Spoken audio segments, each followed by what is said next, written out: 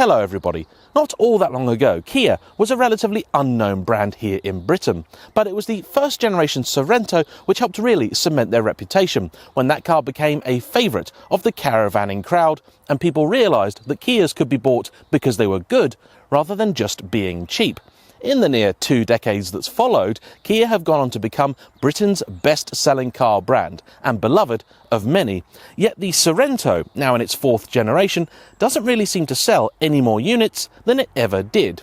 Today I'm taking a chance to look at the new car and ask if there's perhaps a reason why we've forgotten the car that made the company.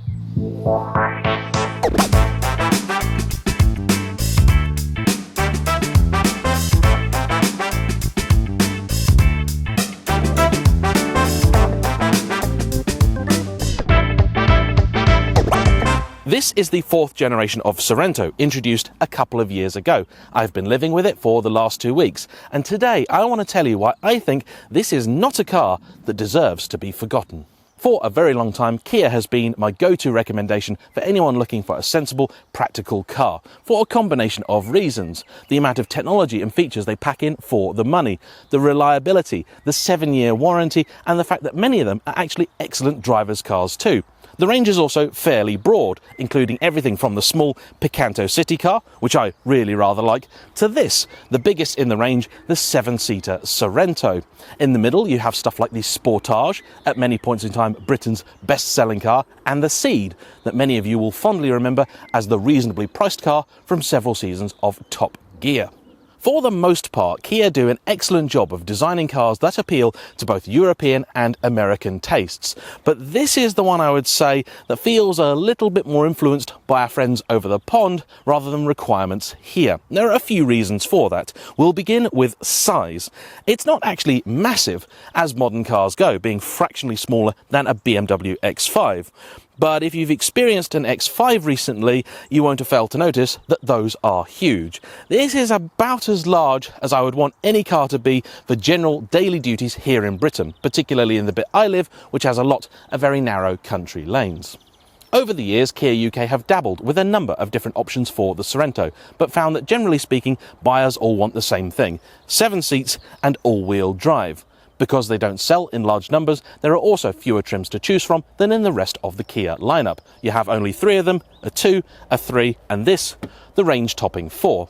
It's not actually a bad-looking car either, and thanks to its squared-off styling, has plenty of room in the boot, over 600 litres, but the best bit of this car for me is the interior.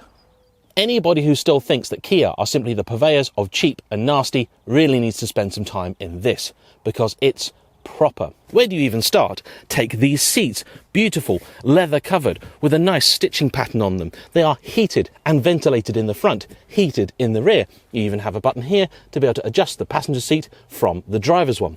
Acres of storage, loads in here, big door pockets with space for bottles, wireless phone charging down here, 2 digital screens. This one's okay, doesn't really do all that much amazing. This, much like every other Kia, but it's a new generation of infotainment introduced with this car. It's simple, it's intuitive, it's easy to use. Down here, all your controls are simply and effectively laid out. You have a rotary selector for the gears. That's very nice, very intuitive. Below it, drive mode, including Eco, Sport, Smart. Then to the right, snow, mud and sand. The settings up here are a combination of touch and physical buttons with stuff like your heater, still a proper little toggle. That I really like. In the back, there's acres of legroom. The seats are adjustable. They can even be tilted backwards or forward as need be, although the last row of seats really is designed explicitly for children. Not that they've been forgotten about though, because in the back you'll still find USB sockets in the side of the car and climate control settings for the rearmost passengers. This car also has a massive and semi-opening panoramic sunroof, something I really love. You've even got blinds for the passengers in the rear, and I'm struggling to think really of much this car doesn't have. As it happens, after this video was filmed, Kia decided to shake up the Sorento line. So now there's only one trim to choose from. It's called the Sorento Edition and will be based on the existing top-line 4 model that I'm reviewing today. Whilst I'm here, 2 other things to note. This car is so big, Kia even have a feature where you can talk to the passengers in the rear. A microphone up front transmits your voice to speakers in the back. That's genius. Secondly, though at 4.8 metres long, this may be the biggest Kia in the UK, it's not actually the biggest Kia. Stateside, they get something called the Telluride. That's 5 metres long, about the same size as a Range Rover Sport, and they even build them over there. That is unlikely to ever come to British shores, so for now, Sorrento is as big as it gets. Truthfully, there are only a few criticisms. First off, these handles to get out feel cheap and plasticky despite looking very nice. This rearview mirror up here, similarly a little bit nasty. And remember I mentioned this car feels like it's designed for the Americans? Well, there are two things that give that away in here. First off, this is the only Kia I've ever experienced that has a Bose stereo. The rest of them, for their upgrade sound system, use JBL. And rather frustratingly, when you're using Android Auto or Apple CarPlay, it puts the screen to that side of this display, which when you're sat here, you can't actually reach without having to lean over. That's an oversight, and that's rather upsetting. You've also got all the usual refinements: electric tailgate, parking sensors front and rear, 360-degree cameras, and you can even get the car to move off the key in or out of a parking space. It's not quite as trick as a Tesla, but it's a very nice feature to have, especially when you consider the price of this car. But before we get onto that, I do want to discuss the one bit of the specification that is rather disappointing. That is engine choice. With Sorento, there are only 3 available to UK buyers, and they're not all available with all trims. This is the 1.6 litre full hybrid, produces 230 horsepower and an inexplicably small 258 pound-feet of torque. That's 350 newton meters. There is also a plug-in hybrid with a little bit more power, around 260, but I'm not a fan of plug-in hybrids. There's also a 2.2 litre diesel that makes 200 horsepower, but also more torque than either of the hybrids, which is a little bit confusing. It's a decent engine, and in other cars, I've used this powertrain and enjoyed it a lot. But as we'll see on the road, combining this with a 2-ton car isn't the best idea. Our friends in America get the option of a 3.5 litre V6, which I think is much more suited to this kind of vehicle. The 4th generation Sorento really was a very important car. Not only did it represent a massive leap over the 3rd generation Sorento, it was also a big step forward for Kia, as it heralded a new age of fit, finish and luxury for the whole lineup. This set the template for all of the cars which have come after. Unfortunately, this was launched at about the worst possible time, in February of 2020, so many people didn't realise it had actually landed, and the cars which came after have been given a lot of the credit that the Sorento was due. Not that the car has gone unnoticed though, it's already racked up a heap of praise and also garnered an award, Best Large SUV from What Car magazine. Perhaps because you get all of this for £48,000, or to put it another way, the same as a base, no options, entry-level Range Rover Velar. However, here on the channel we're not simply impressed by lots and lots of toys, tech and a big boot for your money. The car needs to drive well too. So does it?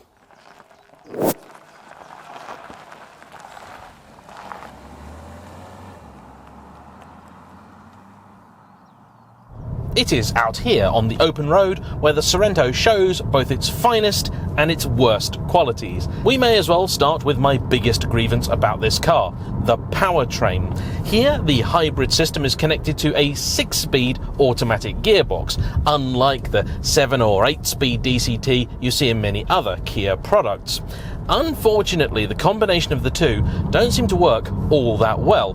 Where Toyota's, admittedly slightly annoying, but incredibly clever eCVT is a seamless technological masterpiece, this is not. You can constantly feel the petrol engine kicking in, then turning off, and neither the EV or combustion engine motors seem to have enough grunt on their own to make a reasonable show of things. In fact, it's only when you've even pressed the pedal to the point where you activate the kickdown switch that this will actually give you what it says is all the power. You don't get a rev counter, instead you get a almost Rolls-Royce style sort of power meter with charge, eco and power sections on it.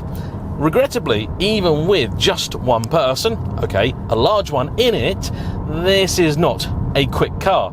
wouldn't really even call it brisk. Sure, on paper it seems just about okay, but you load this up with the whole family, the dog, the dog's family, and all of the dog's suitcases, and I think it might become frustrating, particularly when you're at motorway speeds. The sort of 60 to 70 bit seems to take a lot longer than I personally am comfortable with. As an entry-level option, this would be great, but I would like something a little bit more. For most of the Kia range, on paper they're not that brilliant, but in the real world they do work. This is the one that doesn't for me. It is also quite easy to catch this car out, particularly with the sort of classic approach a junction at near walking speed, check it's clear, then put your foot down type stuff. The car is very jerky, slow to respond, not at all refined, and very what I expect from Kia. However, that engine does at least do one thing right. It is economical. In case you weren't aware, this, confusingly, is what they call a full hybrid, what Toyota and Lexus would call a self-charging item. There's nowhere to plug this in, but it does have an electric motor and batteries and can, at lower speeds, drive itself on pure electric power. A plug-in hybrid, by comparison, tends to have a slightly larger electric motor, a much larger battery pack, and is built to be able to drive, say, 30 to 40 miles typically on purely electric power. These are not. When a plug-in's got plenty of charge, they're absolutely fine. Range Rover Velar, DS7, brilliant. The issue is once you've run out of charge, and that doesn't take all that long, about 40 to 50 miles typically, even using a combination of the different engines. So when I took the DS7 to Scotland, the first sort of 60-70 miles of the journey, it did about 60 or 70 to the gallon. Fantastic. But as soon as the battery power runs out, what you're left with is a very small 1.6 litre engine trying to pull a very large car. And that was problematic for two reasons. First off, performance not at all decent. Secondly, fuel economy went through the floor. That nice eco-hybrid that technically does well over 100 to the gallon, in fact did an average over 450 miles of 35. That car also posed a particular problem because the designers had shrunk the fuel tank, presumably to make room for some of the electric gubbins. That meant you wound up with a car that had, in practice, a range of only about 300 miles. That's awful. This, no plug-in element, but has done, over the last 353 miles, 41.5 to the gallon. For a 2-ton car, that is fantastic, and they haven't all been easy miles. In fact, the worst average I've seen from this car over the 2 weeks was about 36, and that included quite a bit of city driving.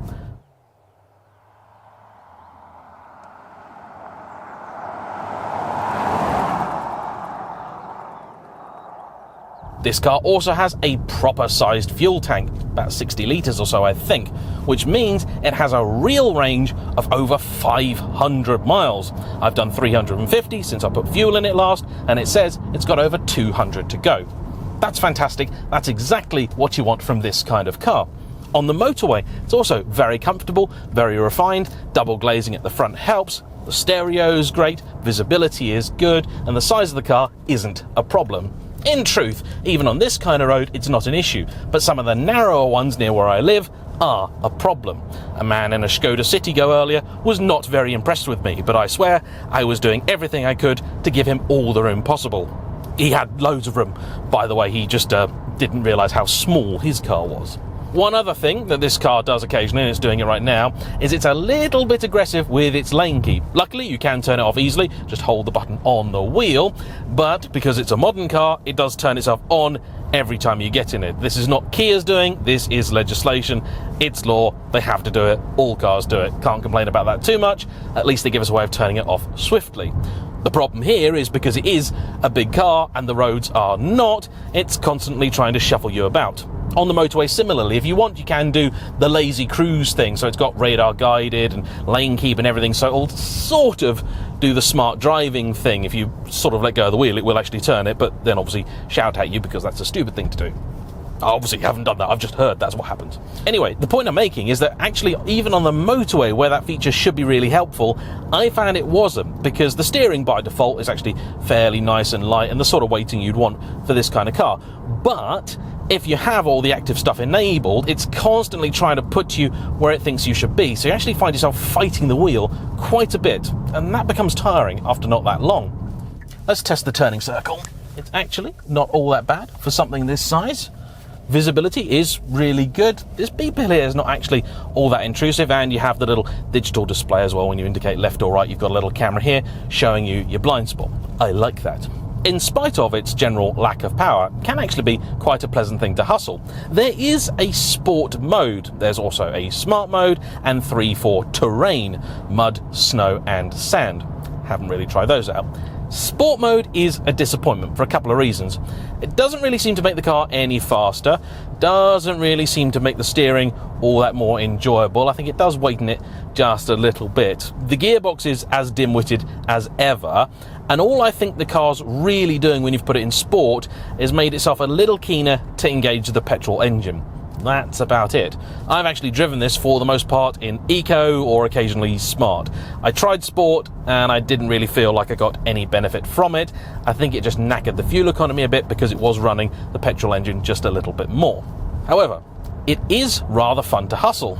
The steering is actually surprisingly decent for a car of this size. No, not masses of feel and feedback, but the weighting is decent, the turning is very nice, and it reminds me somewhat of the better Range Rovers. Those two are very, very fun. Because of the squared off styling, you can also place it with a relative confidence, so although it's a big car, you know where it is, and that often to me is more important than the outright dimensions of the thing. As you can tell, we've had rather mixed weather the last couple of weeks, and I'm very grateful to Kia for giving this to me for an extra 7 days. Normally with press cars you get them for a week, and that's generally all the time you need. However, I am an idiot.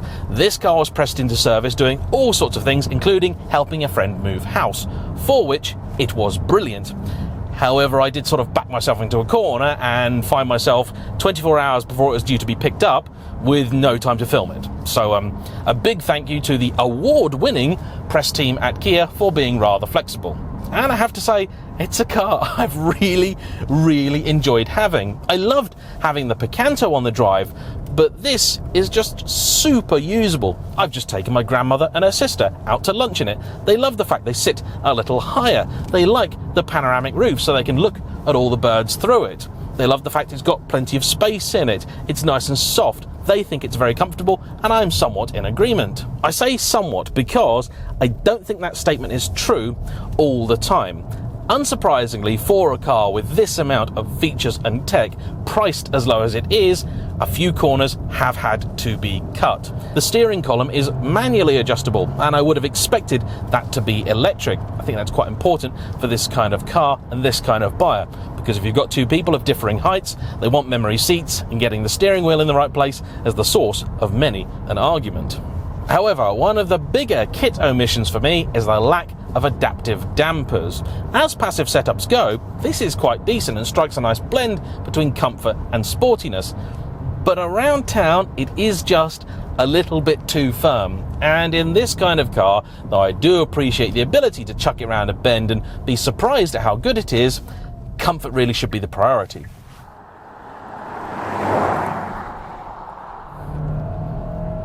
That's foot flat. Yeah, gearbox can be a little bit jerky on the upshift as well. It's just not brisk, this thing. It really isn't. Though I am about as far from a competent off-roader as it's possible to get, I'd love to do more of it, I just don't really know where to start, I expect this isn't going to be as good in those situations as your Range Rover. That's often been their trump card. They have a long and storied history in off-road success. There isn't, for example, a diff lock or anything in here. If there is, I can't see it.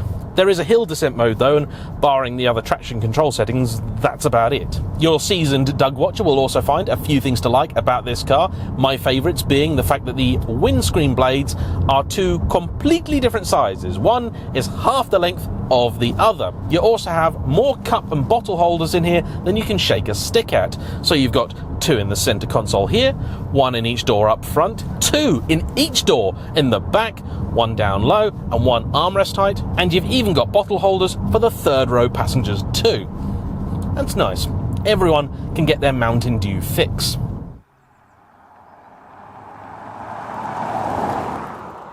So, while the Sorento may not be the perfect score that the Picanto more or less was, it's still an excellent car, and I think here in its 4th generation it's probably more appealing than ever. In terms of sheer value for money, this really is hard to argue. If you need a decent family bus that can cart 5 people a very long distance in comfort, or 7 a little way, this is excellent. Really very well specified, very nice to drive, extremely well equipped. This doesn't feel in any way, shape or form down on the German or Japanese competition for me, and I think is a far better, more usable car than the DS7, which is priced kind of similarly and is a lot smaller. Your average UK buyer is still going to be far more interested in something like the Sportage, but for somebody who needs a car with a little bit more space, this is superb. Particularly if you've been pondering something like a Volvo XC60, take a moment to pop down to your local Kia dealer and try one of these. You may not regret it. Anyway, that's all from me for today. Thanks to you for watching. Huge thank you to Kia for lending me this car. Please like, comment down below, subscribe if you haven't already, and I'll see you for the next one. Bye bye.